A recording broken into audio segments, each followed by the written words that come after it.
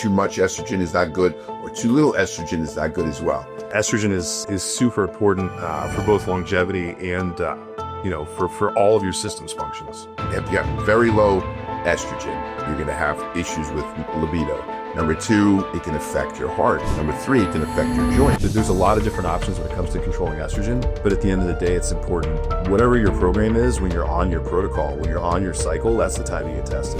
Bodybuilders could take way higher doses of testosterone and mitigate that side effect. So Nolvadex was really a game changer. An anti-Aromatase, or maybe Nolvadex, which one helps increase natural testosterone. All of the SERMs actually have a positive impact. What are the type of estrogen about? You mentioned estradiol. You've got E1, E2, and E3. What are those? E1 is estrone, E2 is estradiol, and then E3 is estriol. Rich Gaspari here, and we have another episode of Beyond the Muscle, and I have my guest here, Andy Triggs from Renew Vitality, over 19 years experience in anti-aging, hormone therapy, and this episode is going to be about estrogen control and the type of medications that you need to take to control estrogen and the importance of estrogen. Too much estrogen is not good, or too little estrogen is not good as well. So let's get going with this show, Andy. So there are different types of anti-estrogens. For sure. So I guess I could go into the ones. They're the anti-aromatase or aromatase inhibitors that are both steroidal and non-steroidal. And then they have something that's called SERMs, which is select estrogenic receptor modules. So let's get into all three of these different types of testosterone anti-estrogen blockers, or whatever you want to call them. Absolutely. Well, thanks for having me here again today, Rich. I surely appreciate the opportunity to talk to you and your audience. These are the three primary drivers of estrogen blocking or estrogen inhibiting compounds. You have steroidal aromatase inhibitors, non-steroidal aromatase inhibitors, and you have SERMs, which are selective estrogen receptor modulators, which work in a completely different fashion to block the estrogen receptor as opposed to preventing its creation. So in men, estrogen is essential just like it is in women. Too much is no good and too little is no good, but estrogen is just as important for men's health as testosterone is, and it's very commonly overlooked. Estrogen is created in a man's body through the process of aromatase, which is an enzyme that's typically produced or converted in body fat to convert testosterone into estrogen. And that's how men typically produce estrogen. So your testosterone, this is another thing we talked about. Guys are taking too high a testosterone. Your body then will convert that testosterone into estrogen using this aromatase. That's exactly right. So when you take testosterone, your body produces testosterone. Yeah. The way that men make estrogen is through this aromatase process. So if you're taking testosterone as an injection, the more you take, the more your body's going to convert. That's where these aromatase inhibitors come into place, is they'll prevent the conversion of testosterone to estrogen. And it's really funny is, Andy, when I was competing in bodybuilding, it was like estrogen bad, testosterone good. You don't want any estrogen. But now through science and let's advance all the way to 2025, it's important to have some estrogen in your body. If you don't have, another one that we forgot, we said about, you can have the bad side effects. If you have very low estrogen, you're going to have issues with libido. You're not going to have any sex drive at all. Number two, it can affect your heart, your cardiovascular system, by having too low estrogen. Number three, it can affect your joints. So you're going to have problems with your bones. You're going to feel really, really crappy because you're going to feel like your joints are hurting. It's going to affect your mindset. If your estrogen is too low, you're going to actually, what do you feel like? Brain fog? Absolutely. You're going to feel crappy. You're going to feel tired. So having that right amount, just right, just like the three bears, you got, too little is no good. Too much is no good, but just the right amount is what your body needs in estrogen. That's absolutely right. It's imperative for brain function. It's imperative for body fat metabolization. It's essential for cardiac function, bone density. It's imperative. It helps to balance the rest of your hormones. Estrogen is super important for men for both longevity and for all of your system's functions. So if you have too much estrogen, then what are the side effects? You're gonna have a lot of water retention. You're gonna carry more body fat. What else are some of the side effects? Absolutely. Things like gynecomastia. Yeah. Those are looking out for. Yeah. Exactly. So no, but you have water retention, you have body fat accumulation, and body fat accumulation in typical female areas too. Like lower abdomen, thighs, buttocks, places where men typically don't nipples, places where men would normally not, deposit a lot of body fat. So controlling that is an imperative, especially with taking injectable testosterone. So we're going to get into the different types of anti-estrogens. So let's go first with let's go with SERMs first, because I used to use Nolvadex as a way to block estrogen. So let's talk about the mechanism of how SERMs work. For sure. Well, the way that a selective estrogen receptor modulator works is it actually takes the place of or has a higher affinity for the estrogen receptor than the actual estradiol itself does. So it's able to displace it at the receptor, especially in breast tissue, and that's where it has the most positive effect for male. That's why it's used for women with breast cancer. That's exactly right. It has a higher affinity for that receptor than the estrogen does, and that's also why it's been used for male bodybuilders to prevent gyno. This is one of the drugs that actually allowed for bodybuilding to take such a huge leap. When Nolvadex was introduced, bodybuilders could take way higher doses of testosterone and mitigate that side effect. So Nolvadex was really a game changer in causing the initial increase of testosterone dosages in professional bodybuilding. Another thing, how does it work? How does it block the estrogen? Does it block estrogen? What's the effect? Because there's a difference between an anti-aromatase and an estrogen blocker. So Nolvadex is an estrogen blocker, where an anti-aromatase basically prevents the production of estrogen by inhibiting the aromatase enzyme. You nailed it. That's exactly the difference. One has a higher affinity for the receptor and blocks it at the receptor. Your body has estrogen receptors all over the place. Yeah. The most likely one it's going to show up in is breast tissue for both men and women. So that's where gyno comes from, is estrogen depositing in that male breast tissue, which is, we all have the same glands. So the tamoxifen or Nolvadex blocks estrogen at the receptor, whereas the aromatase, there's two different versions, steroidal and non-steroidal, that actually prevents the conversion of testosterone into estrogen in the first place. So there's two different routes to go about dealing with excess estrogen for bodybuilders. So what are the drugs with these SERMs? You have tamoxifen, Clomid. What else is there? Absolutely. You see a lot more frequent use of a drug called N-clomiphene, which is actually one of the isomers of Clomid. So clomiphene, which is, or Clomid, has two isomers. One is N-clomiphene, one is zuclomiphene. The active isomer is the N-clomiphene, which is used very commonly for testosterone replacement as an adjunct by itself, also as an estrogen blocker, also as a testosterone stimulant. What's the other one? Tyrenophene?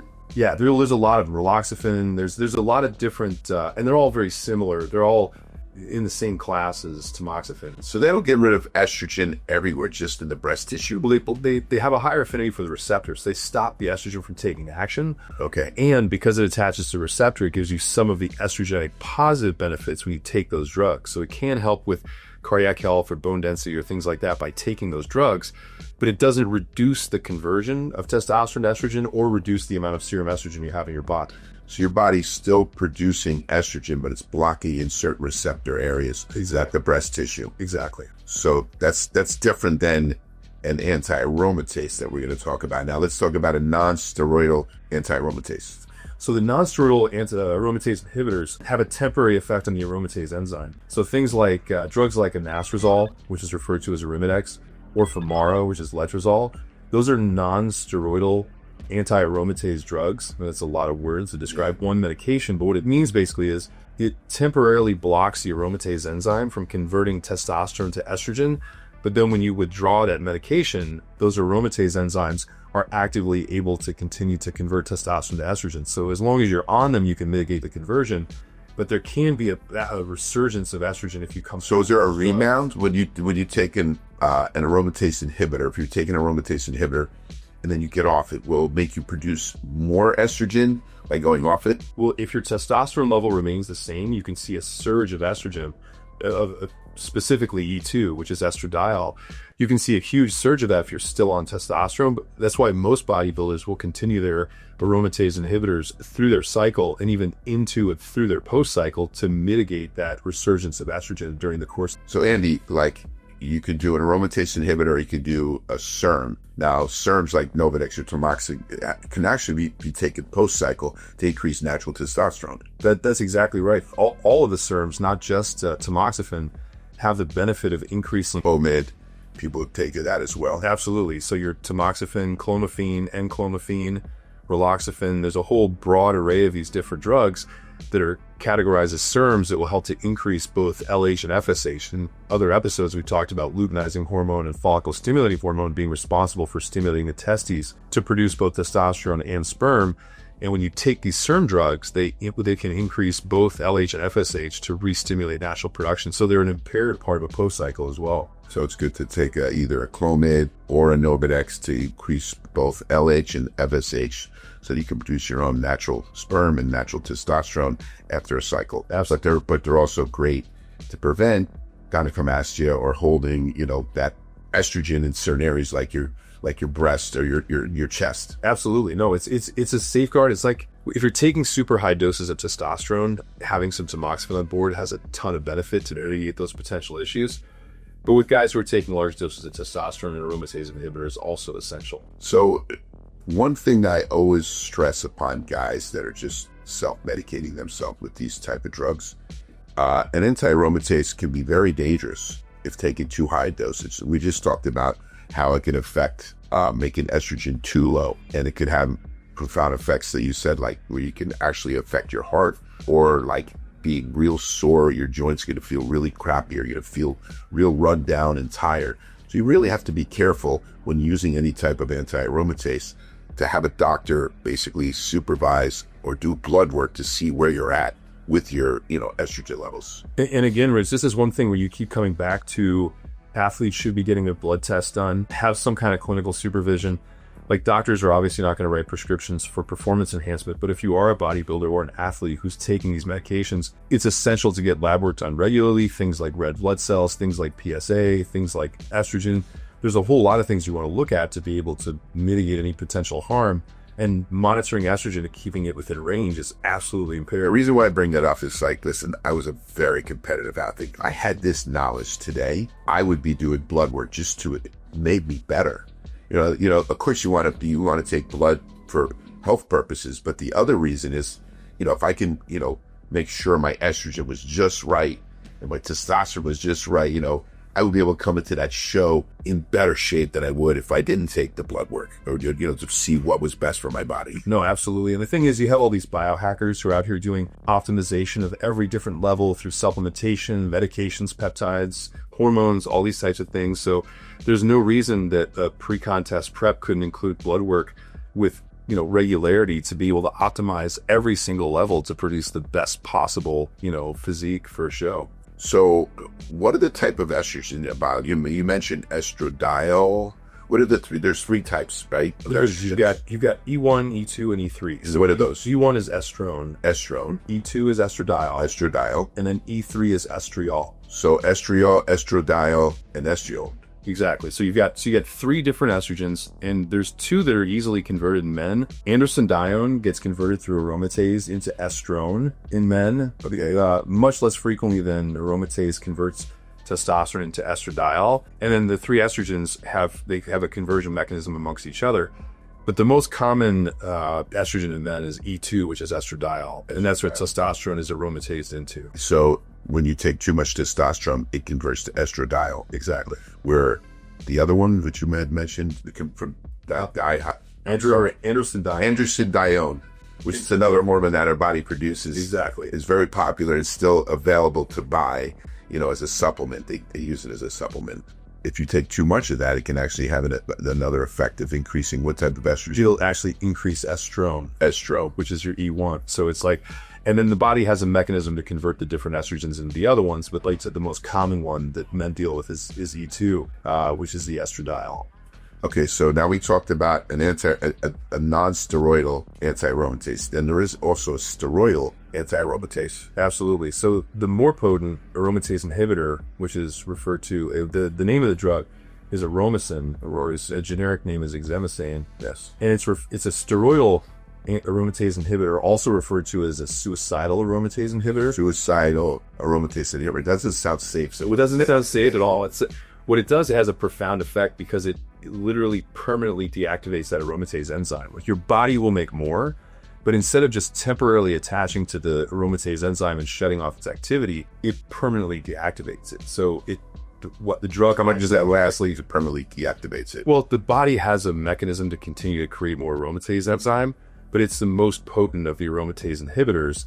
So for guys who convert a lot or were taking huge amounts of testosterone and the anastrozole or Arimidex can't keep up, then exemestane is a more potent option. How would you even know this unless you do blood work? You can't really tell how much I guess you could tell because your nipples are sore, you're like bloaty, you're holding a lot of water, even if your diet's on point and you're on and this is why we talked about in an earlier episode, testosterone. If guys are doing 2, 3, 4, 5 grams of testosterone, 5,000 milligrams a week, that testosterone is just too much and your body's going to convert it to estrogen. That's exactly. The estrogen levels are going to go really, really high.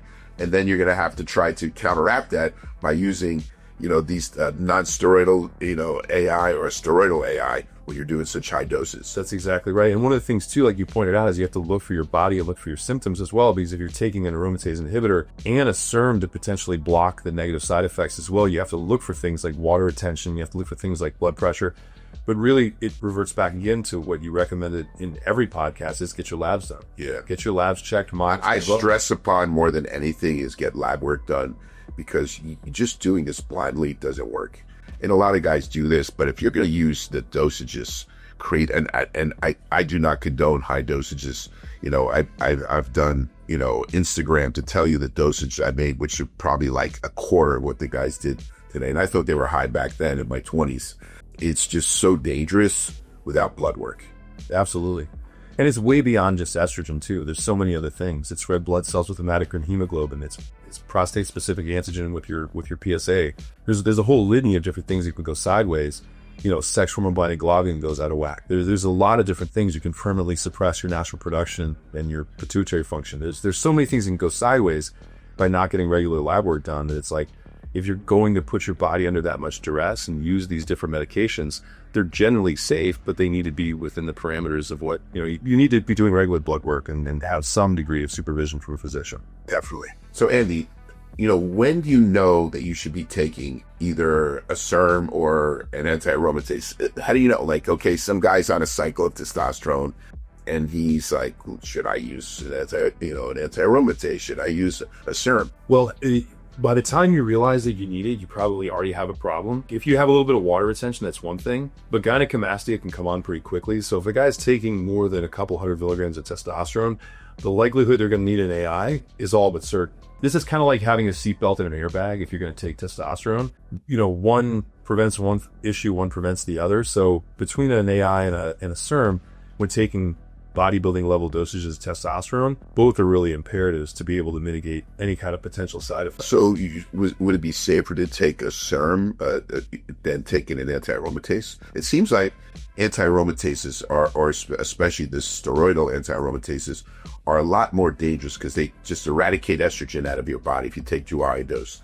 Where if you take a Nolvadex or a Clomid, it's basically selective to prevent like the gynecomastia and some of the water retention. Seems like it's safer to take a SERM compared to taking an anti-aromatase.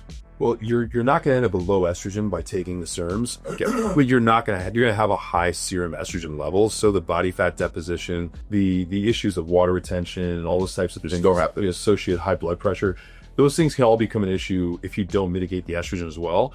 And really what it comes down to is that you need to do lab work while you're on your dosage of testosterone. Like if a guy is taking a 600 milligram testosterone cypionate a week, he really should get labs done, but it's unlikely that he's not going to need an AI. Yeah. And you can get away with an AI only and no SERM, but typically not the other way around because you're going to notice side effects. So when to take it really is, again, doing blood work, but the side effects are, you're going to feel your nipples are going to be a little sore, and you got to watch it because if you let that go too long, right away it's going to have an effect of you get a lump and it starts to build a tissue, and then that doesn't go away. Absolutely. It has to be surgically removed. And then you have to get surgery, which a lot of bodybuilders back in the 80s and 90s, you'd see a lot of issues with what they call bitch tests. For sure. You see a guy on stage who had like very pronounced gyno. Yeah. Because he's at 2%, 3% body fat, and he has like a huge lump under each nipple. Yeah. So it's really not aesthetically pleasing. Remember Franco Colombo when he won the Olympia and back in 81, it was like,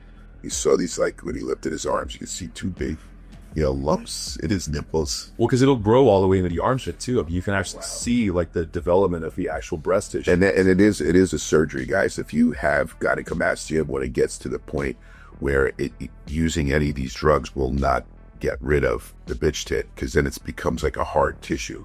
No, if it goes out of control, it becomes irreversible, and the only way to get rid of it is surgery. So it's one of those things where it's like, if a guy's taking a bodybuilding level dose of testosterone, and AI is important, you can help to mitigate some of the effects if you start to feel the sensitivity by adding a SERM right away. But the reality is like you need to get your labs done. It's almost impossible to not produce enormous amounts of estrogen as testosterone dosages go up. But you need to monitor that with lab work, because that'll be how you adjust your dose of AIs. You're going to need some. How much is the question in dialing in that dose? So the frequency, this is fun. Nolvadex, you would take it every day.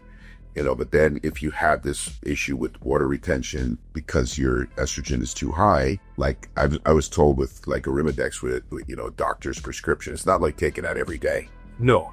Typically, it's like with most folks who take testosterone replacement therapy, they might take a dose one a week, maybe 2 a week, just depending on how much they convert. Very rarely at normal replacement dosages, we see somebody who has to take more than that. Sometimes, compounding pharmacies make smaller dosages. The commercial dose is 1 milligram. Yeah. You see it in 0.5 milligram and 1/4 milligram doses. So blocking estrogen is so important, even for some folks who are on testosterone optimization, testosterone replacement. But when it comes to the bodybuilding doses, it's like there are guys who will need to take it as much as once a day if you get a high enough dose. It just with the real high testosterone dosages.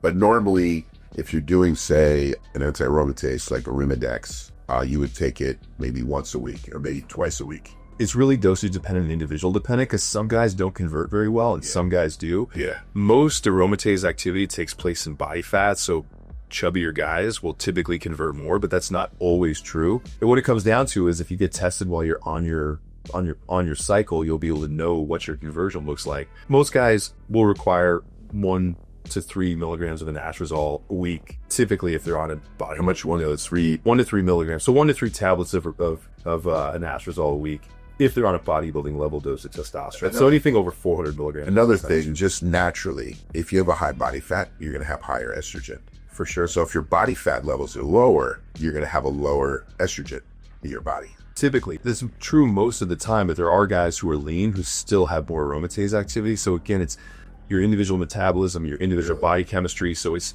most of the time that's true, but not always. Yeah. And again, it reverts back to like if you're on a dose of testosterone on a cycle and you're taking 2 milligrams of anastrozole a week, just go get your labs done. Because jet brings total testosterone and estrogen. You keep going back to the same thing. Get your labs done. You can't overdo it. If you're trying to do any of these type of drugs, these are more advanced drugs.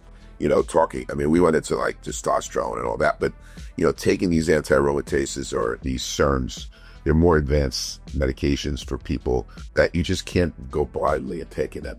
Well, and these drugs are generally safe if they're used appropriately. Yes. And that's why the anti-aging world and the regenerative medicine longevity world uses a lot of these medications. But how would it be used? Sorry, interrupt you. How would it be used for anti-aging?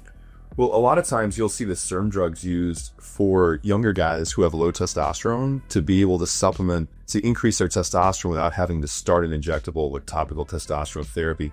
So if you got a guy who's in his 30s who still wants to have kids, who wants to boost his testosterone, a doctor may opt for an Clomid or a Tamoxifen or something like that to increase his LH and FSH, to therefore increase his testosterone, to not suppress his natural production and then reduce his sperm production as well. So for guys who have symptoms of low T or who want to optimize testosterone but still are of childbearing age, or they still want to have kids, it's one way to be able to mitigate reducing fertility.